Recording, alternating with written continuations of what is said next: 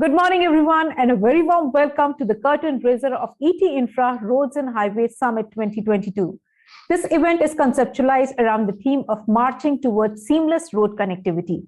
A precursor to the main event, the ET Infra Roads and Highways Summit curtain raiser will provide invaluable insights from our eminent speakers on the key government initiatives and the future outlook, streamlining road connectivity in states and the growing role of technology in road construction, safety, and logistics, which will lay the roadmap for the deliberations to be covered during the main summit scheduled in April 2022. These one-on-one interactions will serve as a crucible of ideas contributing to the key attributes towards shaping the future of the road sector in India. Now, ladies and gentlemen, let's open the forum by inviting Megha Manchanda, Assistant Editor, Digital Content ET Infra, for a welcome address. Over to you, Megha.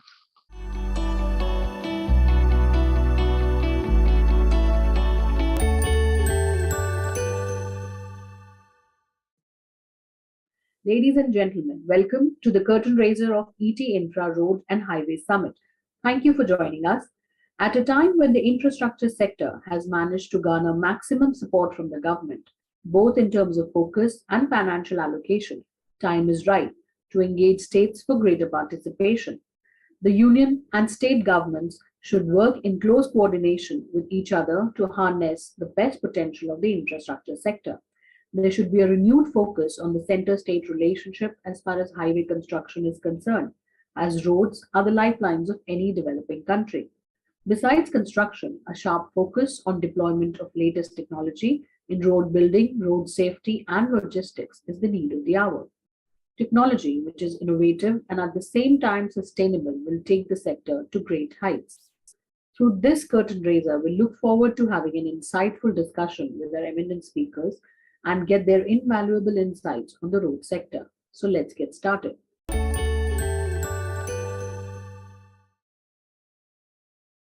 Thank you, Megha, for giving us the overview. Now, ladies and gentlemen, as the context is set, let us move to the opening session for today. And for the same, I would like to invite Sudhendu Sinha, Advisor, Infrastructure Connectivity, Transport and Electric Mobility, Niti Aayog, for his opening remarks and keynote address. Let's hear from Mr. Sinha all the latest policies and the roadmap the government is working on. Welcome, Mr. Sinha.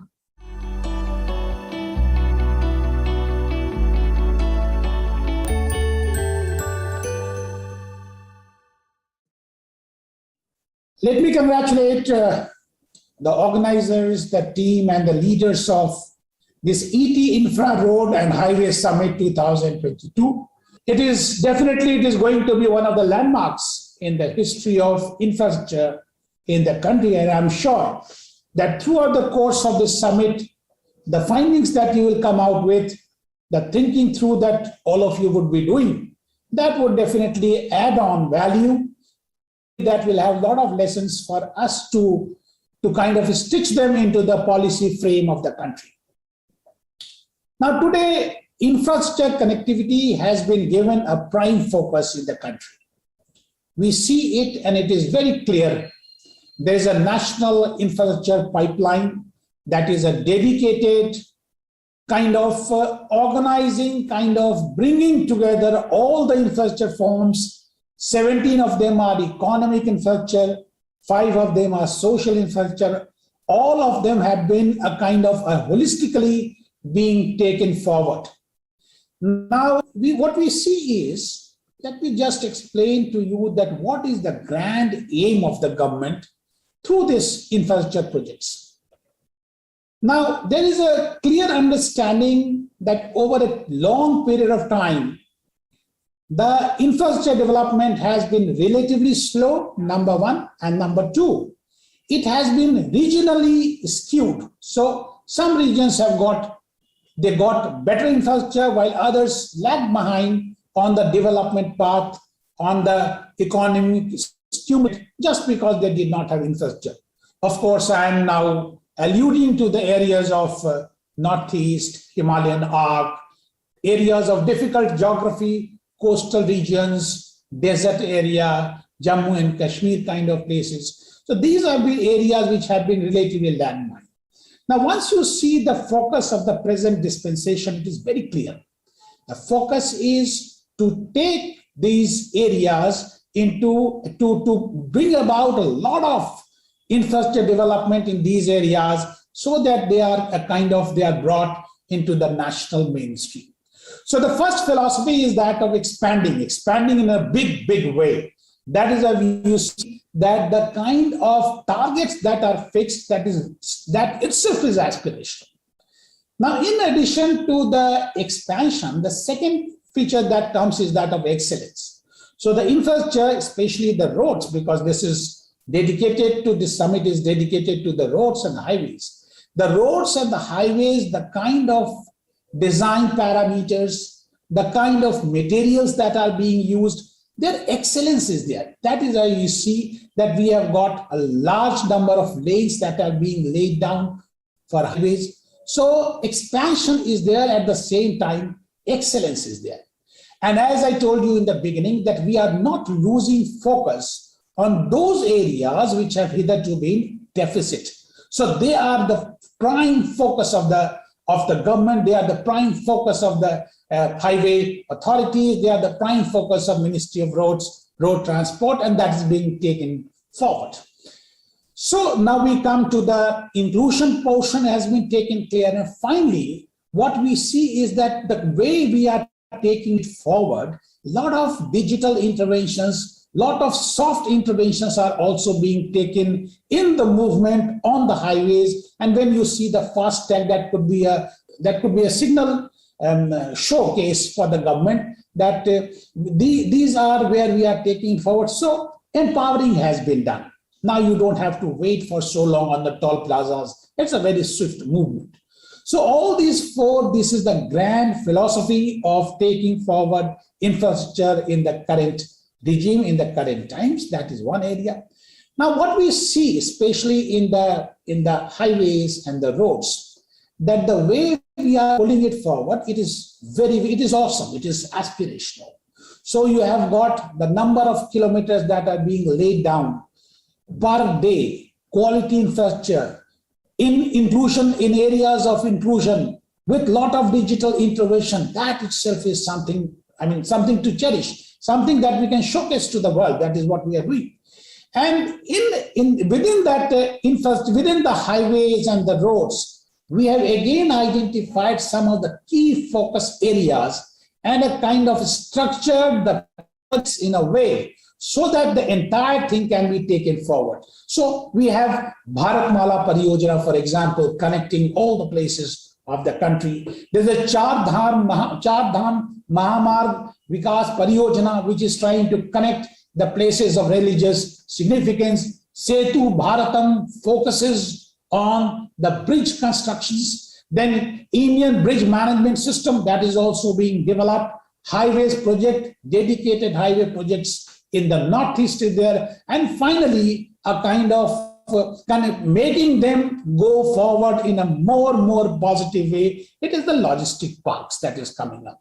So what we see that the 6 of the focus projects that I have mentioned, they are the ones that are taking it forward. Now, one of the latest initiative that is worth mentioning as in the keynote itself is that in addition to these 6 projects, in addition to the grand philosophy, to achieve those grand designs, what we are doing is that the Gati Shakti has come. Now, Gati Shakti is principally connecting all the infrastructure forms, developing them on a platform so that you have sight of each other development and the incomplete holistic viewpoint is taken forward. So that is how a lot of employment opportunities, lot of correction, mid-course correction on an infrastructure if it is required, lot of, I would say that, time and cost overruns that were taking place that could be plugged all through this Gati Shakti. And that is why we see that Gati Shakti is now being taken forward in a big way so that the complete infrastructure forms of the entire country can be taken forward in a big way.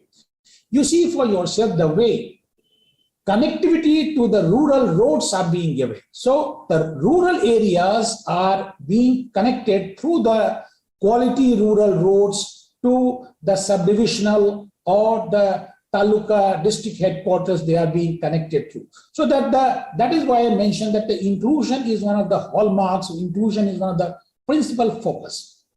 Now, once we understand the grand design, once we have studied, once we have understood the principal projects, and once we have understood the approach, that is Gati Shakti, a transformative approach of taking it forward, then where we come to, especially in the area of roads and highways, the way forward, that I mean.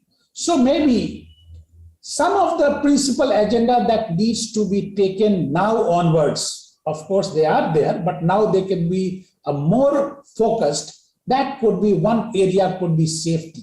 So our roads, our highways, our logistic parks, they should be the focus. The focus should be on the safety. There should be areas of safe, and that safety can come about with a lot of awareness initiatives, lot of, I would say, lot of technological intervention could be there, lot of education could be there. So with these all initiatives, safety could be achieved. Safety has to be a prime area. Number two, as now we are connecting far distances, we are laying down far distance of highways with a kind of more number of lanes, more throughputs that it would give. There is a need for wayside amenities, what they call WASA. So wayside amenities, that needs to be structured. This process is already going on, but that has to assume a greater focus. Wayside amenities there.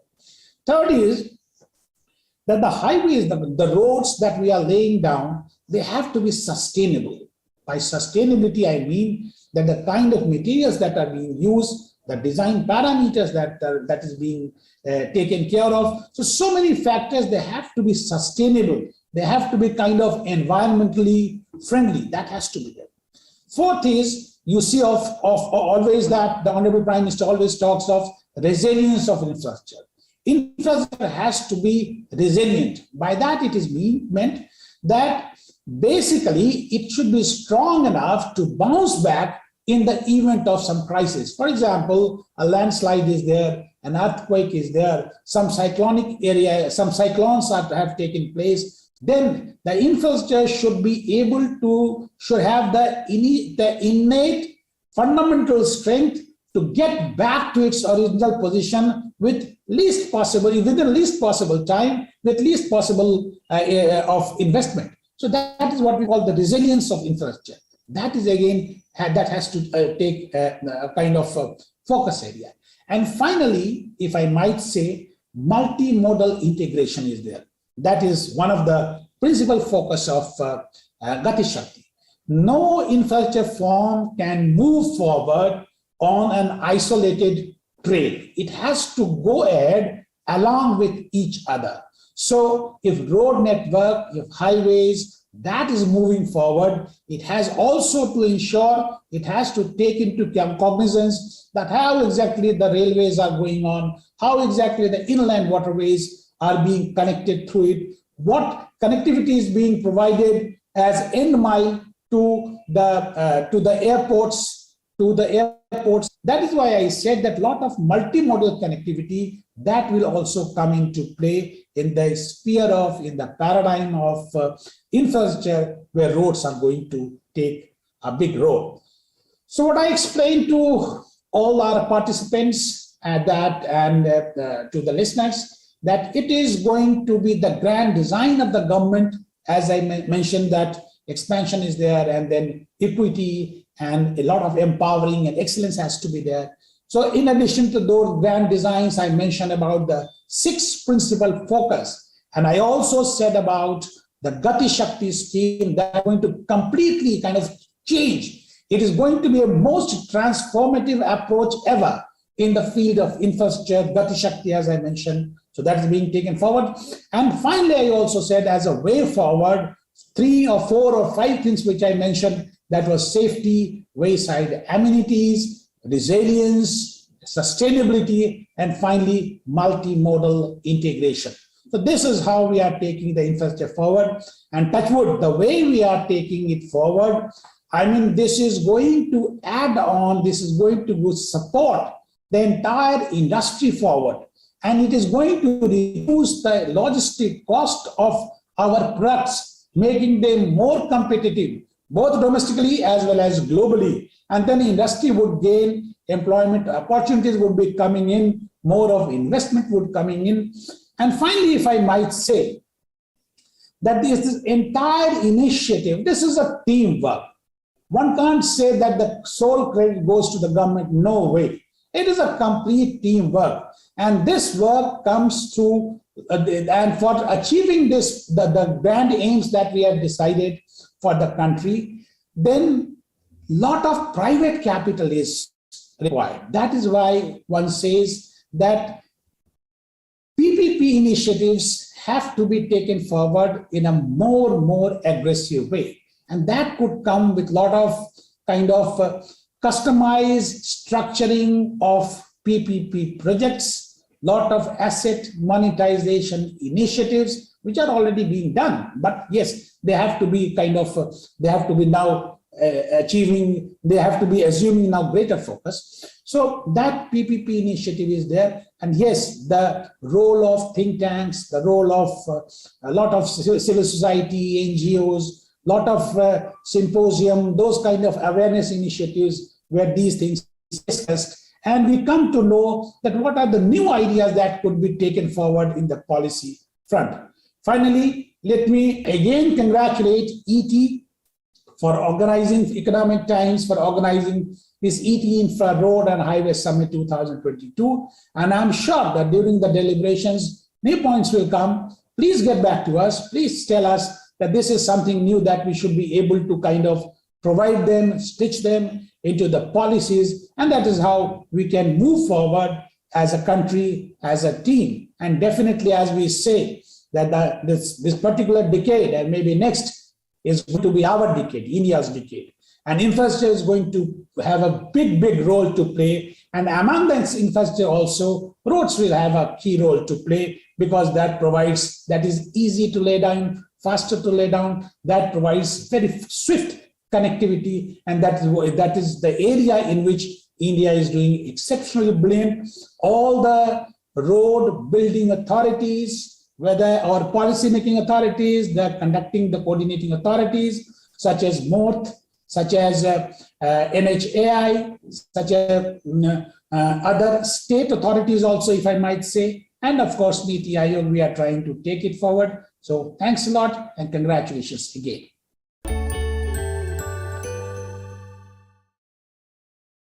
Thank you, Mr. Sinha, for sparing your precious time for this event and for sharing all the important information with us today. With that, ladies and gentlemen, we'll move to a fireside chat session. As we all know that the union government has set an ambitious target of constructing 40 kilometers of road per day. The pace of construction will be decided by some of the key factors, including land acquisition.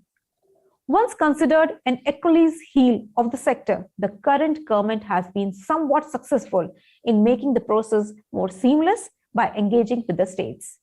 In this fireside chat on streamlining road connectivity in states, Avanish Kumar Avasthi, Additional Chief Secretary, Home and Chief Executive Officer, UPEIDA, Government of Uttar Pradesh, and Megha Manchanda, Assistant Editor, Digital Content, ET Infra, will highlight all the key aspects and latest developments on the subject.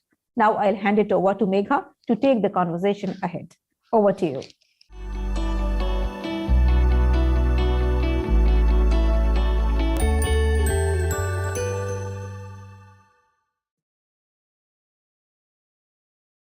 Thank you, Mr. Avasthi, for joining this fireside chat. Thank you for making time for us. Let me begin by asking you. What kind of business opportunity does the state of Uttar Pradesh offer for the potential investors in the highway space? Well, UP, you all know, has the largest network of expressways in the state. UPIDA, which is the UP agency for expressways, is implementing all the expressways of the state. You all know that in UP, we already have the Yamuna Expressway. We also have the Agra-Lucknow Expressway, which is run by UPIDA. The Purvanchal Expressway was inaugurated by the Honorable Prime Minister, and that again is being run by UPIDA. And we are almost in the final stages of completing the Bundelkhand Expressway, which starts from Chitrakoot and links our Agra-Lucknow Expressway very soon. So maybe hopefully by March. So that is again a major project which will come up for the Bundelkhand area of our state. That is also being executed by UPIDA. And further, you also know that the foundation stone has been laid for the Ganga Expressway at Shahjahanpur, which starts from Meerut and connects Prayagraj, which is Allahabad, 594 kilometer 6-lane expressway, expandable to 8-lane. So that again, the foundation stone has been laid, for which land is almost completely acquired by us. So that again is a major project of our state. Further, we are also we have also seen that the NHAI has completed the Delhi-Meerut Expressway, as well as it has now started work on the the Lucknow-Kanpur Expressway. And there are other expressways which are also being proposed in the state by NHAI. So given this scenario, we in Uttar Pradesh have gone very fast on this entire area of expressways, and being the largest populous state in the country, and also being a state which adjoins Bihar, Jharkhand, Chhattisgarh, Madhya Pradesh, as well as Rajasthan, Delhi, and Haryana, so and Uttarakhand, of course. So all of these states joining the state of Uttar Pradesh, there's a movement of a large number of vehicles, goods, traffic, passenger vehicles. So given all of that, UP has a very big infrastructure. We have almost 38% of the expressways of the country. So this is why we can say we have the tremendous potential which is growing by the day. And this is where a lot of good work has been done. Further, we had, for the expressways, we had the EPC model earlier. But for the Ganga Expressway, which is more than 40,000 crore project, we have been able to now get successfully implemented through the BOT route. And that again is something which is new for a state of UP, where such a big project has been taken up under BOT. So given all of that, the scope for work in UP for expressway is very large. We will probably be also taking up another connecting links, which will be linking our Purvanchal Expressway to Balia. So all of these projects will also come in the near future, and this will make this entire state very positive in terms of expressway infrastructure. You all know that PWD department is executing the national highways as well as the state highways and the other projects within the state. Every district has been almost connected with 4-lane road. So that again is an area where a lot of work can be done. NHAI itself is doing a large number of works in Uttar Pradesh. So in all highways, roads and expressways, UP has the largest potential. Further, you all know that in the new budget which has been announced by the Honorable Finance Minister, she has expressed that the Government of India would take up a master plan for expressways. So we would always support the Government of India and the Ministry of Road Transport for getting a proper master plan prepared. Further, we would also like to tell you that along our Agra-Lucknow Expressway and Purvanchal Expressway, right across the state, the railways is already conducting a survey. So a bullet train is proposed to be run from Delhi to Varanasi. That again will be along the expressway. So there will be synergy where some of the right-of-way available with the expressway will be used by the railways for making a bullet train network. So this has a tremendous opportunity. UP is growing very fast, and the expressway network, which grows together with the growth of UP, will make a lot of difference. So I'm glad, sir, you mentioned about the Ganga Expressway, the Purvanchal Expressway, and also the Bundelkhand Expressway that you mentioned. These expressways, as you mentioned, are well on track. would you be able to provide us with the timelines for these projects? Are they going to be implemented in phases? Will there be packages the same way that the government is implementing the Delhi-Mumbai Expressway in several packages?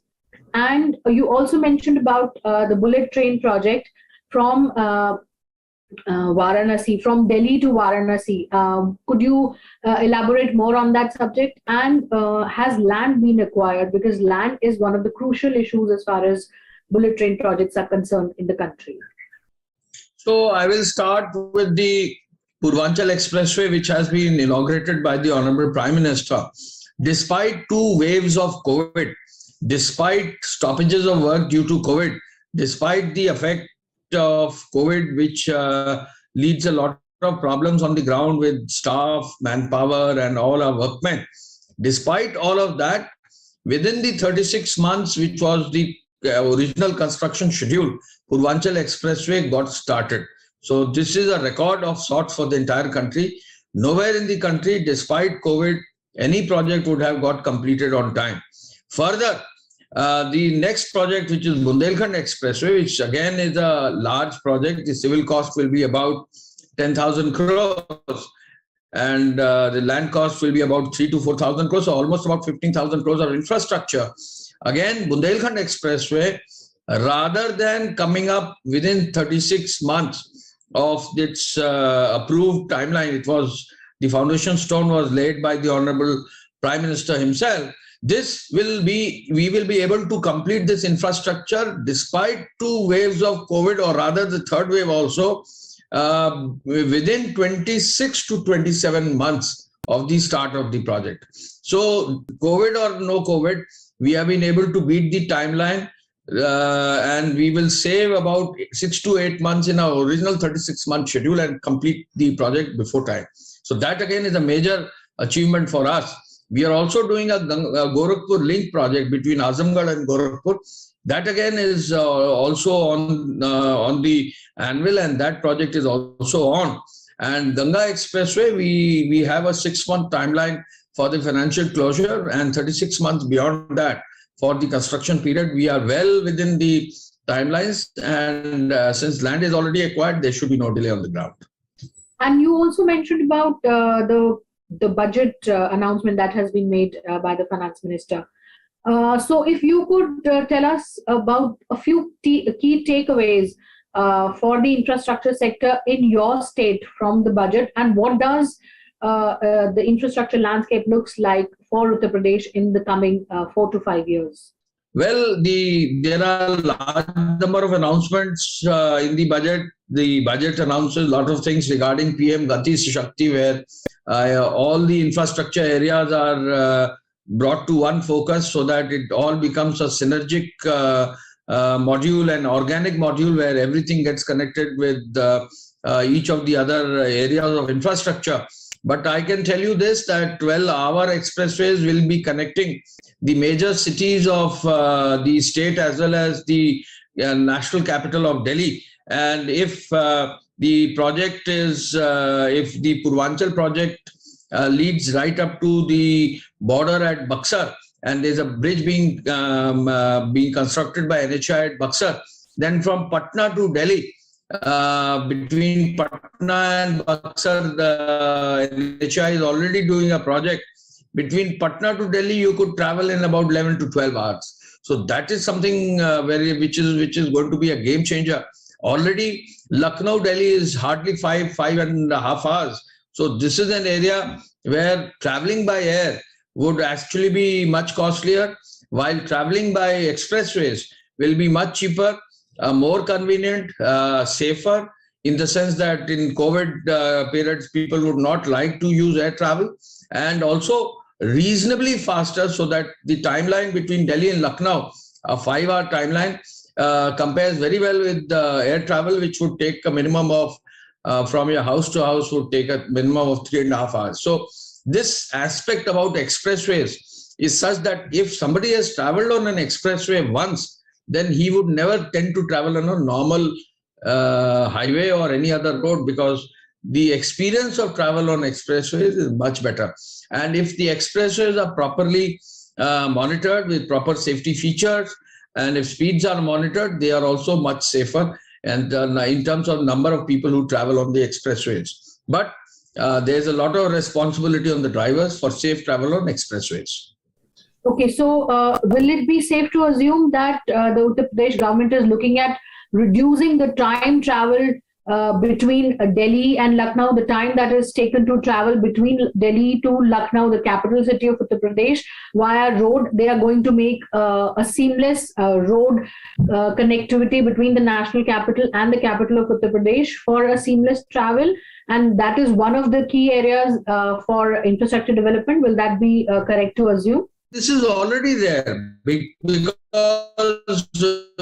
if you start from Delhi and you come via Noida, the expressway already to the Agra expressway, and the Agra expressway leads you to Lucknow. So you already are connected to Delhi right now. So this has been there for the last 3 to 4 years. Now what we are doing is, after beyond Lucknow, if the Lucknow ring road gets completed by NHAI, then we will have a seamless travel to the eastern border of our state via the Purvanchal Expressway, and then beyond that, Patna and other areas could get connected. So if you start from Patna to the Bihar border, it will take about 2.5 hours. Another 4 to 5 hours on the Purvanchal Expressway, another 5 hours on the Lucknow-Delhi stretch, so that between 11 to 12 hours you can travel from Patna to Delhi. That's a very fast mechanism of transport, and it will be this will give a run for the money to the railways, because if you are traveling faster than the railways with more convenience, better, I would say, better ambience, that will become a major source of revenue for the expressways which are within the state, for the state itself, so that this can further give a boost. Remember, all of these are financial models, and we have in UP have got a very good model where the expressways are funded by a consortium of banks to the level of 70%, and 30% comes for the construction cost from the state government, and the toll revenue then gets used to bring back the money for the loan which we undertake from the banks. So this is something which is a very good model for us. Correct, sir. So you mentioned about the bullet train project between Delhi and Varanasi.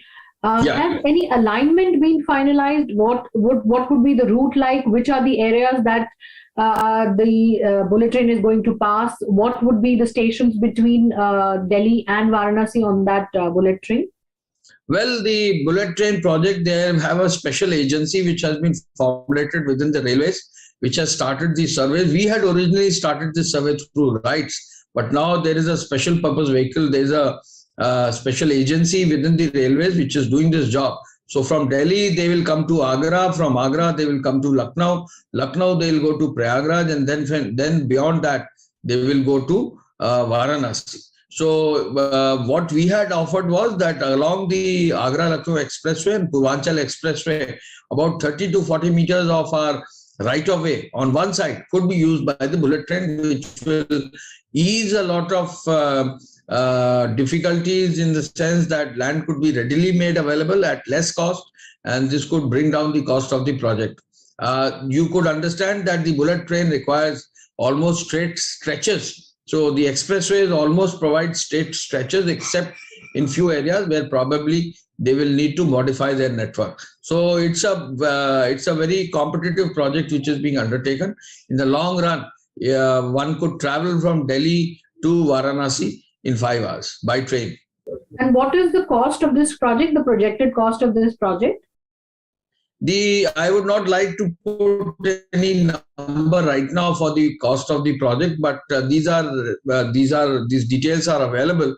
I would provide you separately, but right now these costs, it's very difficult to give any view on the cost from our side.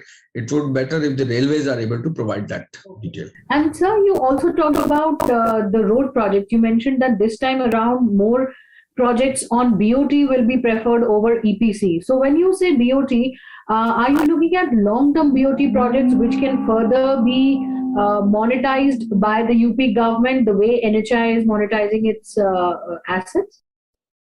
Well, we have securitized our expressways, not monetized it, because monetization requires larger risk for the agencies which come and bid. We have securitized our asset, and PNB has been able to offer 5,100 crore against our securitization proposal, and the Honorable Finance handover of 5,100 crores, or rather the offer of 5,100 crores from PNB to our UPIDA agencies. We have also drawn against this loan offer for land for the Ganga Expressway. So securitization is what we have started with, and this is the largest securitization project in our state as far as I know.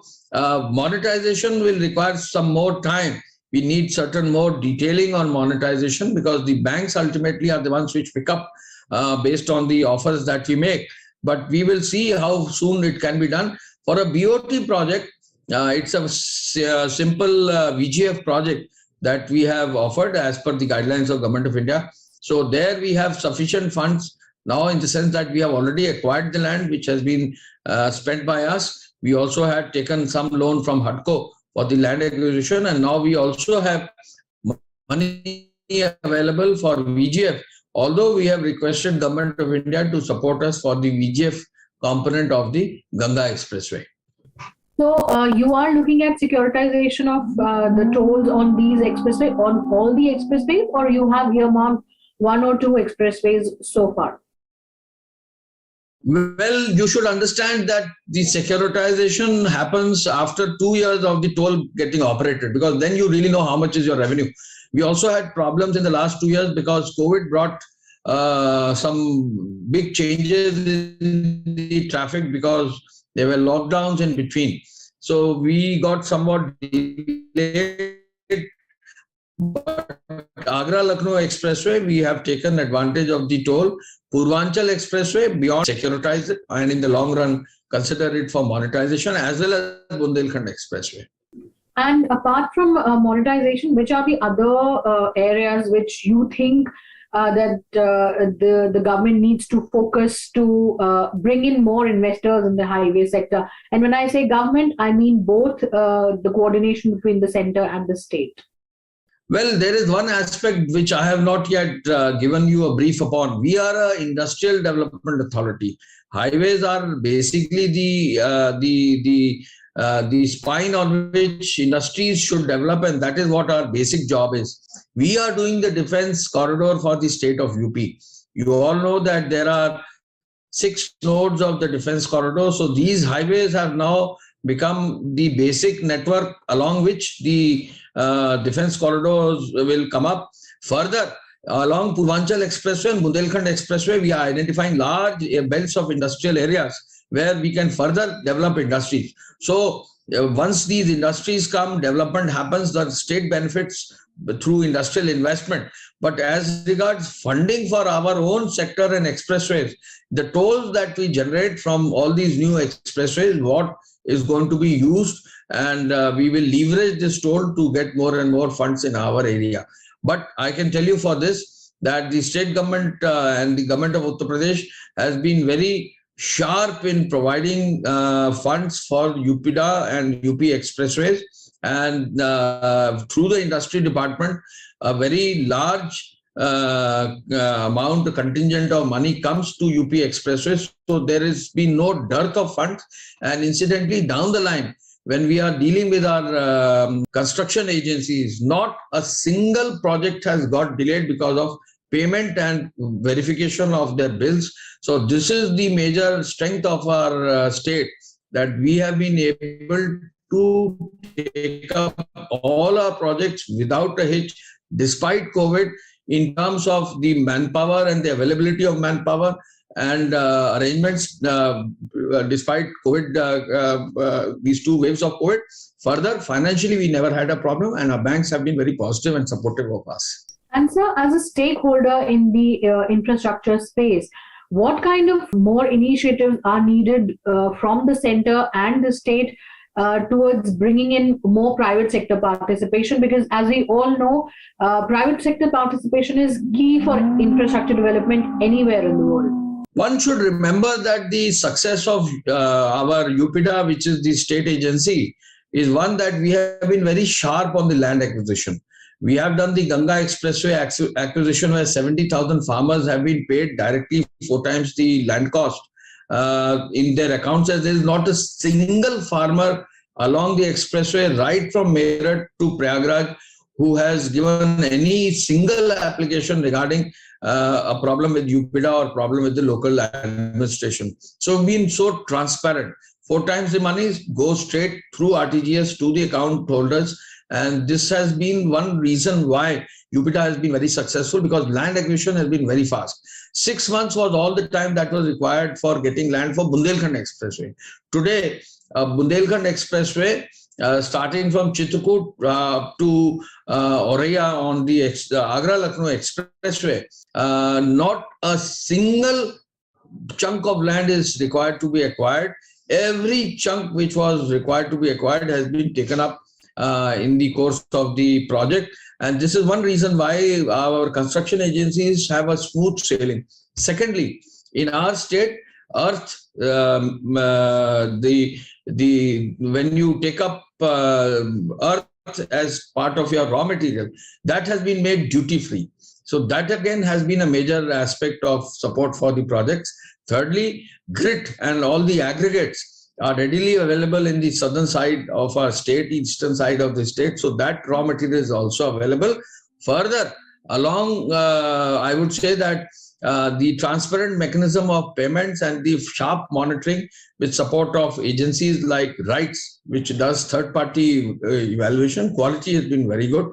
And so this is one reason why everyone would like to take and participate in projects of Uttar Pradesh, and we'll further take up in the next phase bigger projects, maybe along the Indo-Nepal border. We could take expressways along that together with the support of NHI or maybe other agencies. And so, besides highway sector, Uttar Pradesh is also one of the few states which can boast of a multimodal transportation network, starting with the Prime Minister's constituency in Varanasi, where we have seen that the national waterway has been integrated with the roads, with the railways, with the airways. So, if you could tell us more about the multimodal project that the state of Uttar Pradesh is doing, and especially when it comes to the Prime Minister's constituency of Varanasi. Well, Varanasi has the multimodal hub where I personally was present when the Honorable Prime Minister had inaugurated that project. I'm so very happy that right up from Calcutta, Hooghly to up to Varanasi, this entire National Waterway 1 is being developed. The multimodal transport hub at Varanasi has a lot of potential. Bulk movement of large number of things, including fertilizers, food grain, could happen along the Ganga, along this waterway. And then there is a plan to take up this waterway from Varanasi right up to Prayagraj, Allahabad also by increasing the draft which is available. So there is a lot of scope for the waterways to come up. As we all know, the waterways is the cheapest mechanism of transport, and I'm sure it will develop further with a rail network integrated with this multimodal area, with a road network which gets integrated with this. So the multimodal name itself will obviously take things forward. I'm very happy that this big infrastructure has come up in Varanasi, and I look forward to a lot of freight movement along this waterway. And further, I in my capacity earlier as a Secretary Tourism would also like to tell you, we have run cruises along this route from Varanasi to Calcutta and Calcutta back to Varanasi. And it's a beautiful journey that one can undertake through this entire cruise, which happens along this waterway 1. And I'm so very happy that this will bring a lot of tourists, also tourism potential into the area. As you all know, the Kashi Vishwanath temple complex has been inaugurated by the Honorable Prime Minister. There has been all-round development of the infrastructure of Varanasi. Air infrastructure is also improved. So given that, Varanasi has got a tremendous boost in terms of the economy for the area, in terms of employment for the people, in terms of tourism which has happened. You would see that large programs of Dev Deepavali and others have seen a jam-packed city. And I'm pretty sure that, well, all of these infrastructure, the multimodal itself will bring this entire area into a stage where it can just take off and bring a lot of wealth to the state itself. You all know that the state has a target of 1 2 very fast. We are one of the fastest growing states, we are second largest economy in the country, and we hope to achieve this very soon and become the largest economy of the country. Thank you so much, sir. Thank you for throwing light on the infrastructure space in the state of Uttar Pradesh. Thank you for taking time out for this ET Infra event. We would like to thank you for your time for our endeavor, and we would like to stay in touch with you for future engagements. Thank you very much, sir. Thank you, ET Infra. Thank you, ET, for allowing me to give you a lot of my views. I am pretty sure I would like to expressways together with PM Gati Shakti, the then industrial areas along the expressways, the defense corridor. UP is now seeing almost development on almost all the fronts. And as I have told you, we have this target of reaching $1 trillion economy. We have one of the best mechanisms for transparent approval of the industrial projects. We are now second best in terms of ease of doing business. And as you all know, the law and order situation has seen a drastic improvement in UP, and the perception on the entire country as well as world has changed for Uttar Pradesh. And we wish to take it forward. We wish you all the best, sir. Thank you.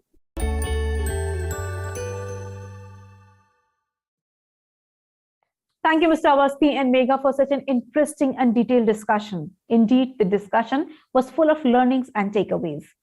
Let's proceed further to the last discussion of the curtain raiser, which is a panel discussion on the growing role of technology in road construction, safety, and logistics. The government and the industry players are majorly focusing on the technological advancements in these crucial areas, which are immensely contributing to the sector. I would now like to once again invite Megha Manchanda, Assistant Editor, Digital Content, ET Infra, to moderate the discussion. It's my pleasure to invite the co-panelists, Karunakaran Satyanathan, Independent Director, National Highways Logistic Management Limited, Akhilesh Srivastav, World Economic Forum. Welcome, everyone. Over to you, Megha.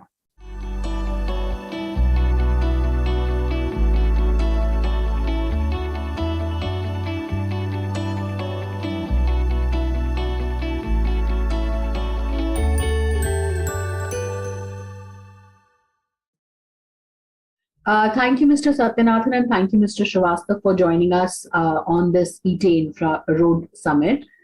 Let me just start by asking Mr. Satyanathan, sir, how, according to you, does the logistics sector stand to benefit from the ambitious Gati Shakti plan, which was announced by the Prime Minister? Logistics in India, as you're aware, has been a fragmented industry with a lot of rules being applicable from different ministries. The modal mix is skewed more in favor of road than in favor of railways, as it should be normally. So Gati Shakti, actually what it will do is to bring about a change in the coordinated investment in areas which will make a difference to logistics, in the sense that one is that probably we'll see a better modal mix in terms of more cargo moving on the railways as compared to road. The other thing that is also going to happen with Gati Shakti is the digitization that is going to take place on a large scale. So that the digitization will take place for the platforms which are going to get created for logistics, the various platforms that will get created for trading, and also access to various service providers, which will help us to reduce the costs. I think the other thing that will also happen as a result of digitization is that there will be a disintermediation which will take place. One of the costs which is there in logistics and which is normally a hidden cost is the cost of intermediaries. And that in any country is higher if it is, if the rules are complex and if the systems are not transparent. With digitization, which is part of Gati Shakti, all these things would become simpler and easier to handle. And so there would be a reduction in the cost of logistics from that aspect also. Apart from the fact that, there is a lot of emphasis on creating infrastructure. For example, under NHLML has been entrusted with the responsibility of creating multimodal logistics parks at 35 different locations. So that is going to really bring in a major change in the cost of logistics, because it will bring in modern technology into logistics parks, and will also result in better accessibility to logistics facilities for the trade. One last point that I would like to make on this issue is that there is a coordinated effort now which is taking place with regard to the infrastructure investment that is taking place. Earlier, there were different ministries making different plans and making it a bit confusing for the logistics service providers, whether it is shipping lines or the various CTOs, container train operators, etc., to take a call on where to invest, how to invest, etc., etc. So these things are going to become simpler and will become more efficient. That's how it is going to, make a difference to logistics. So you mentioned about digitization. That brings me to Mr. Srivastava. And as far as digitization is concerned, what kind of digitization or the use of technology is being done in terms of road construction? And there was also a talk of digital highway. What exactly is the situation on the ground as far as digital highway is concerned? Where are we on that? Yeah, thank you, Megha. That's a nice question. Actually, see, this is the digital age. We are in 21st century. The things are moving very fast. The older school of thought is paving way to the newer way of thinking, and that's called digital. So the technology is there, the network connectivity is there, the things are connected. And COVID has, in fact, hastened the process of digitization. So highway sector cannot be behind it. And a lot of technological improvements are taking place in the highway sector as well. For example, you asked the two questions, how digitization is helping the highway sector in construction and operation and maintenance, and second is the road safety. The digital highways, which you asked me. So let me start with the digital highway glimpse, and then that will automatically subsume the answer for the first one. So digital highway is the next step in the development of a intelligent highway system. So what happens in this? It acts as a central warehouse of the static and dynamic and real-time information flow about the highway. What are the static informations like entry, exit points? What is the merging points into the highways? These are certain static informations, the road markings, road warnings, the signals. All these are the static. Their information should be available. Secondly, there are a few dynamic informations which include the lane on which a lane is closed or where it is work zone is going on. What is the average traffic density? Has it increased suddenly? So that which fluctuates, which keeps on changing with the passage of time or during daytime or the weather conditions. These are certain dynamic information. When these two are connected together on a real time using some network, we create an intelligent or a digital highway.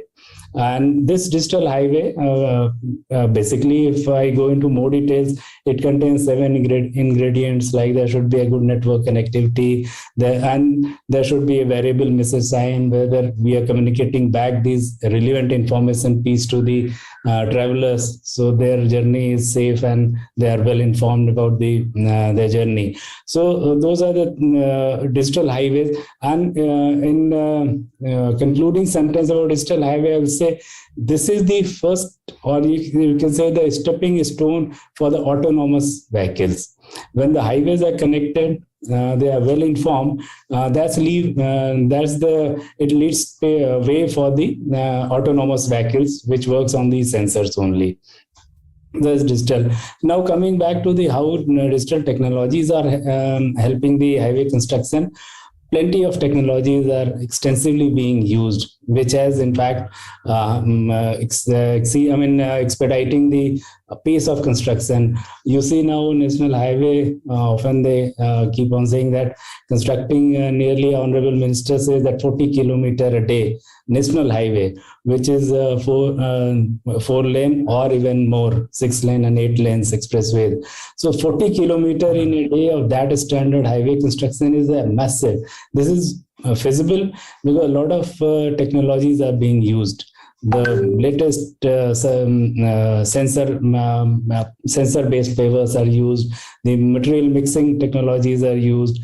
Drones are used for monitoring of the things. Softwares are there which take the unified decision and communicate back to the construction agency on the site. So the variety of technologies which are put together in a basket, and then they facilitate the construction of a highway faster on that.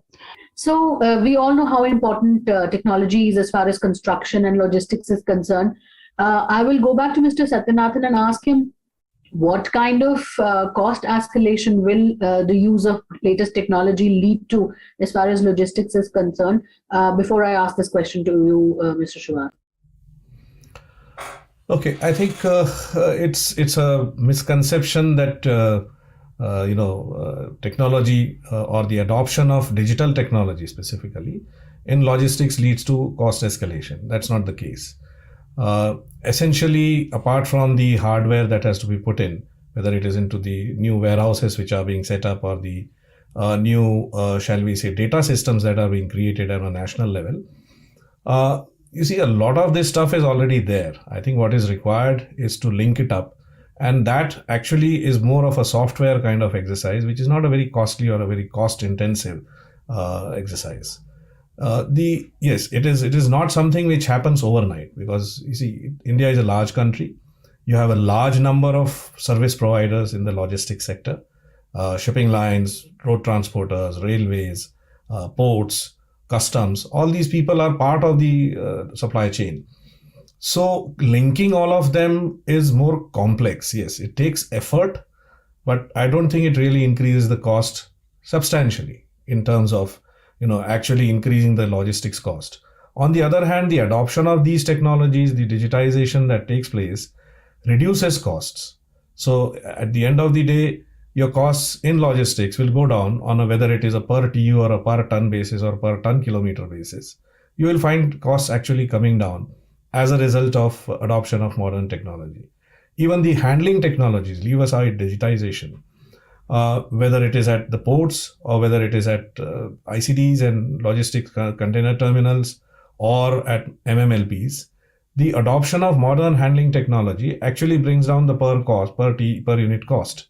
So that is something which overall, in my assessment and analysis, actually reduces the cost of logistics. So cost will not go up as a result of adoption of this digitization of modern technology. So, Mr. Srivastava, do you share the same views as Mr. Satyanathan? Yeah, certainly. What Mr. Satyanathan says that's perfectly right, because digitization is firstly not going to increase any cost. On the contrary, it's going to reduce the cost. The more connected different modes of transport, the logistics are there, it reduces the cost. It reduces the time firstly, and as well as the cost. There's no idling time, no waiting time. Basically the logistics are meant for sending an item from the manufacturing hub to the market. be it a domestic market, be it the international market. And that passes through different modes. From the factory, it takes the arterial roads, comes to the national highway, or it reaches to a multimodal logistic hub or railways or the seaports. So it has to follow certain route, and depending on the kind of the manufacturing item or the nature which is being exported, it may require in between some transit. So if we can provide a seamless connectivity using different modes in the cheapest way, probably we are making our manufactured items more competitive. Both in domestic market as well as international. So that's the solution to this is only when things are connected and they are always following the cheapest, the best optimal route at the lowest cost. This is only possible with the technology. Let me say there is no other way if somebody can connect how these things are. So the technology is a great enabler, and that is happening. We have seen in the different developed countries also. The logistic cost in India as of now is still in around 14-15%, though FASTag has brought it down from 17-18% to less than 15. I believe it's still around 13-14%. Mr. Karunakaran can correct me. But whereas in China or in some other countries which are more competitive, it is in single digit. So our aim is, this is what the government is also trying, that logistic cost should be in single digit, 7, 8 or max 9%, so that our products are competitive internationally. And that will... So that brings me again to Mr. Satyanathan. So how can we ensure a single digit cost for logistics? Are there any policy bottlenecks that are coming in the way, and how do we address them? I think, you see, one of the main issues that is being addressed right now, and you must be aware that there is a logistics division under the Department of Commerce in the Ministry of Commerce, which has been set up specifically with the task to create a national logistics policy. You see, there are a lot of policy directives being issued by 12 to 13 different ministries in the logistics sector. It creates a lot of, shall we say, not confusion, but confusing signals it sort of sends out, and makes it difficult for logistics service providers to actually bring down the logistics cost, because everybody wants logistics cost to go down. We want to come down to single digit as a percentage of the landed cost of any goods in a foreign country specifically, because we have to be internationally competitive, apart from doing so in India also. So in order to do that, the underpinning has to be unified. And that will happen only when we have a national logistics policy guiding all the ministries, all the agencies which are involved in monitoring, creating logistics infrastructure, and also ensuring that there are no bottlenecks that happen on a ongoing operational basis. So those are issues which need to be addressed, and all the ministries have to work together. So one of the main message, of course, of Gati Shakti is that, look, all ministries have to pull together and they have to, share information with each other through this Gati Shakti platform, so that nobody is acting in a silo or in isolation. So that will actually bring down logistics costs substantially. And the way I look at it, I think this is something where, it's going to be a major policy initiative once the national logistics policy comes out, where it will help the ministries to streamline their investments, to streamline their policies in a way where in actual terms, the logistics cost goes down across various sectors and across the country. So is that the role that your department is going to play in terms of participation in the Gati Shakti plan? Let me put it this way. You see, the NHLML, which is the National Highway Logistics Management Limited, is a company under NHAI. And it has been set up with the purpose of setting up these multimodal logistics parks.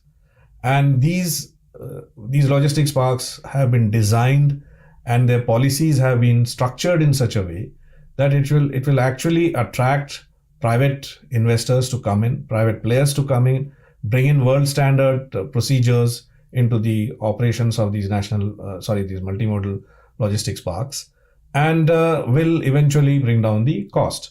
Now, that itself is a major contribution towards one of the aims of Gati Shakti. Yes, but as I was mentioning something else, what we need apart from companies like NHLML or agencies like NHAI or the government, pulling in the same direction, is coordination of all these efforts, so that we don't have, say, a Ministry of Railways coming up and saying that the DFC is going to set up some more multimodal logistics parks. Now, all this effort has got to be coordinated. Otherwise, we'll go back to the days when each ministry used to decide its own investment plan, and there is to be some duplication of creation of infrastructure. So this, according to me, the biggest, shall we say, single point in terms of policy making would be the declaration of the National Logistics Policy.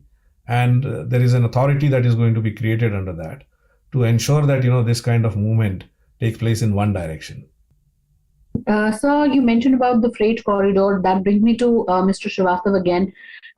Freight corridor has been designed specifically, and so has the Delhi-Mumbai Expressway been designed so that they complement each other as far as logistic movement is concerned. It is also considered a very technically advanced digital the expressway. If I again come back to the role of technology that has the role of technology in the construction of Delhi-Mumbai Expressway, and going forward, do we see more of that? Do we see more use of technology in the other expressways? Yeah, certainly, Megha, absolutely fine. See, the technology is going to increase. The adoption of technology is going to increase day by day in every sphere. So, as I said, the highways they can't be left behind. Otherwise, it will be probably unrealistic for people or the commercial goods to move on a highway.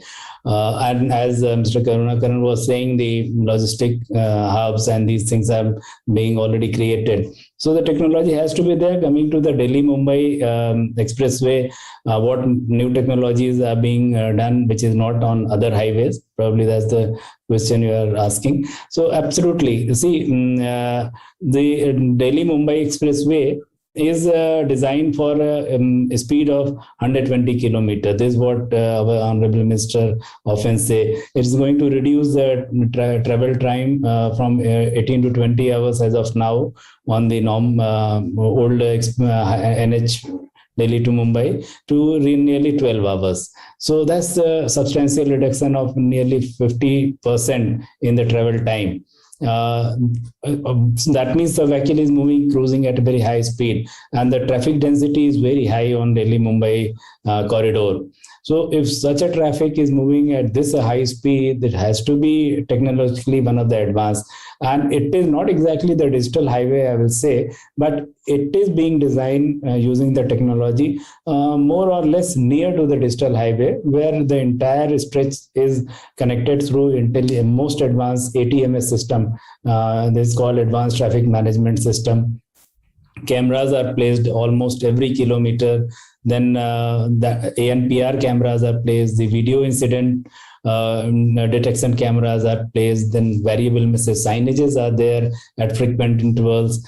At every entry and exit point, the signages are there.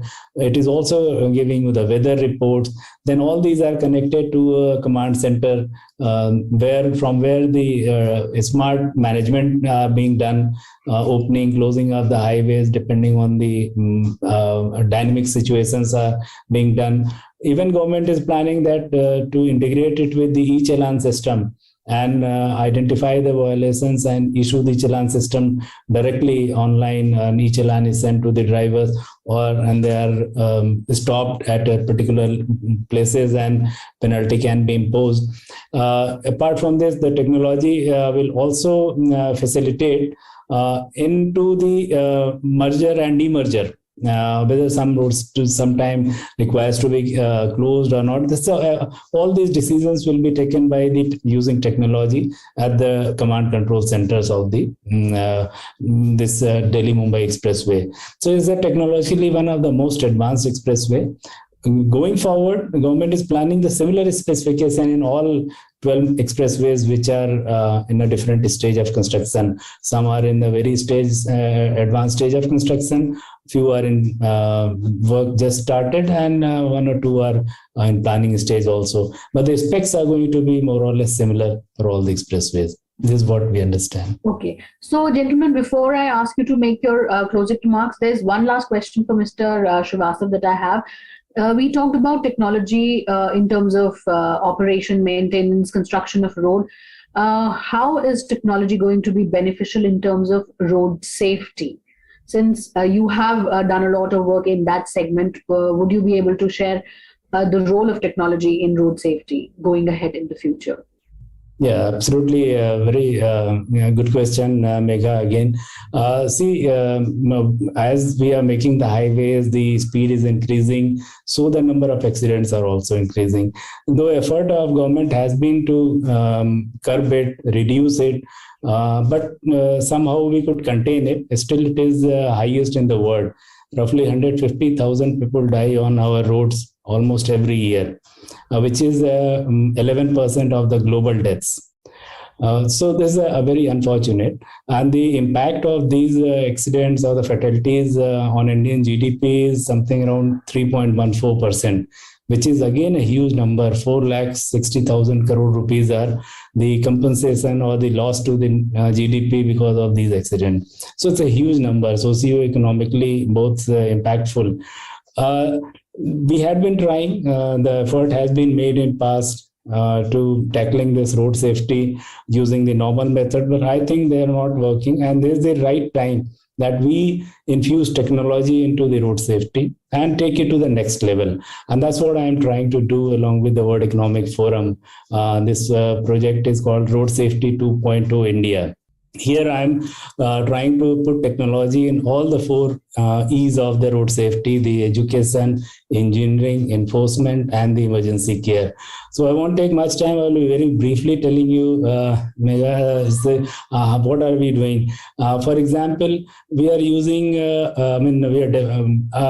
World Economic Forum is not executing, it's a more advocacy body. So we are trying to create an ecosystem, sustainable ecosystem on these lines.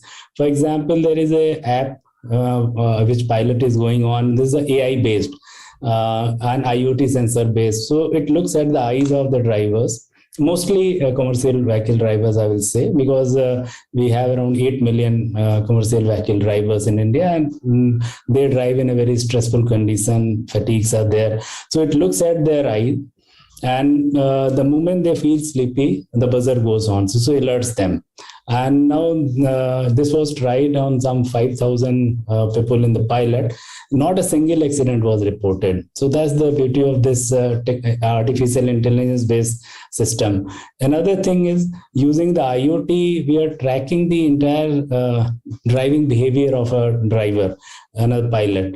This is another fantastic thing. So what happens here, the driver, when he starts his journey, either through that mobile app, and suffer, or through some IoT, his based on certain algorithm, his tracking behaviors, good driving behaviors tracked. And for example, say, and then we convert into the scores. For every kilometer, he earns 0.6 points, and which he can monetize also. So if a person drives for 500 kilometer, he scores some 300 points.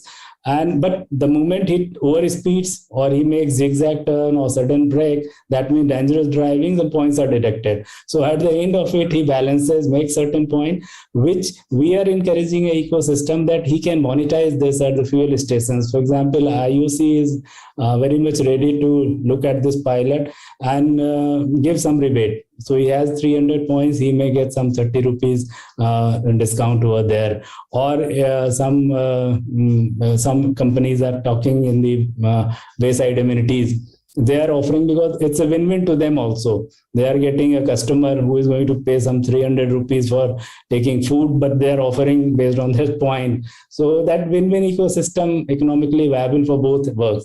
Similarly, you're trying insurance companies that here are the good driving scores, means this person is a good driver. So your payout will be less. It's safe. Why don't you offer some rebate in their insurance premium? That's also happening.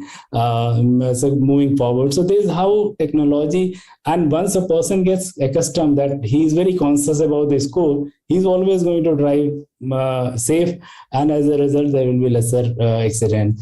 Similarly, in enforcement, surprisingly, I mean, there's a figure I will be quoting.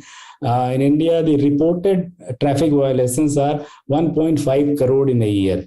They just reported, I am sure the unofficial figure may be multiple times of it. But these are the traffic violations reported.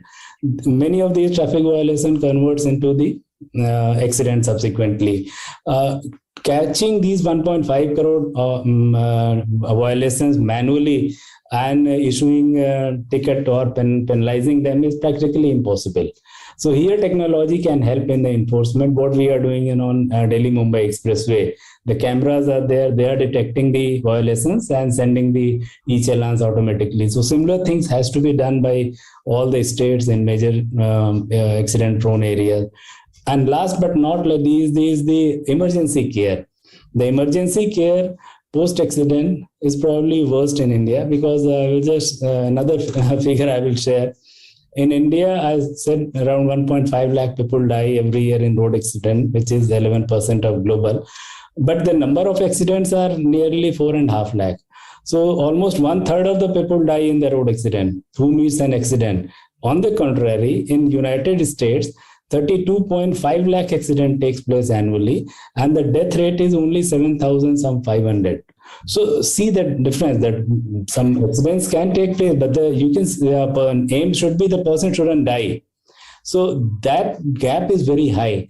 That means, and 50% of people die on the spot or due to lack of medical facility, emergency during the golden period, golden hour. Here again, pilots are being done where the hospitals, the nearest trauma centers are somehow connected with the vehicle or through some IoT sensor. In case of accident, automatically alert goes to them and they sense the ambulance. And again, a win-win ecosystem has to be there. Of course, policies and the government directives has to be there. So these are all things that we are sure that by next couple of years, with these technology adoptions, probably Road Safety 2.0 will be able to reduce the road accident and fatalities in India. And so, Mr. Satyanathan, Mr. Srivastava talked about how game changer the technology is going to be as far as road safety, construction, etc. is concerned.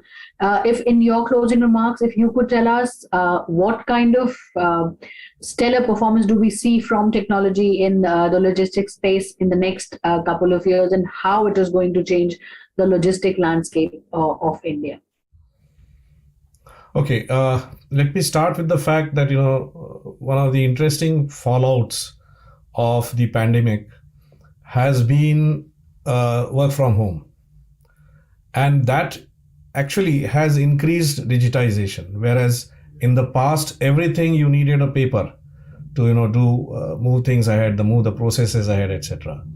Over a period of time, people have got used to, doing things digitally, and also getting clearances done, whether it is the customs department or whether it is the shipping lines, documentation done, whether it is the banks or the shipping lines, on a digital platform.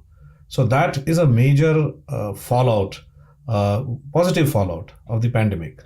And that in a way has speeded up the acceptance of technology, especially digital technology in the logistics field.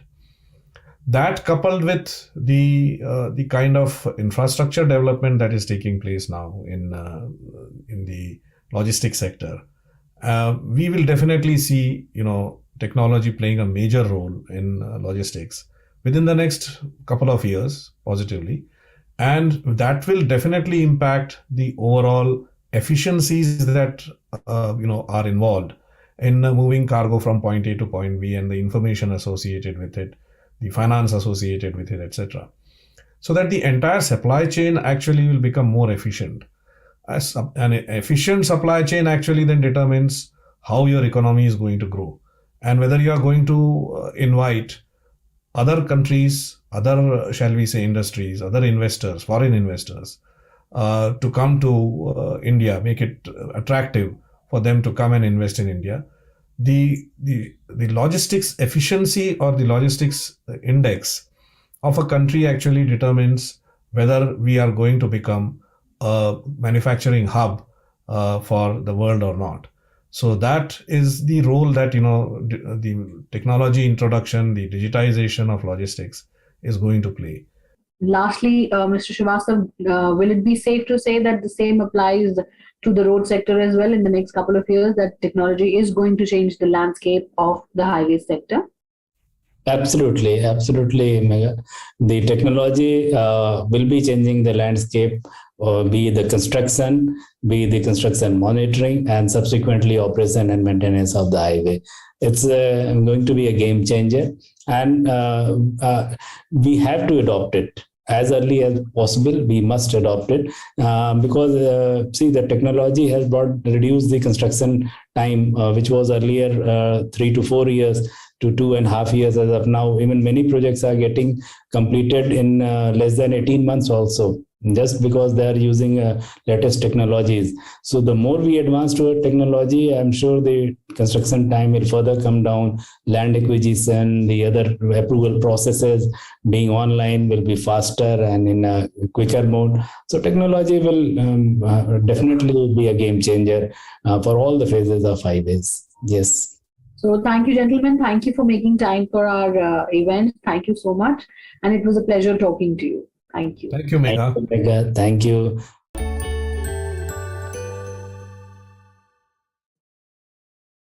Thank you, Mr. Satyanathan, Mr. Srivastav, and Megha for such an engaging panel discussion.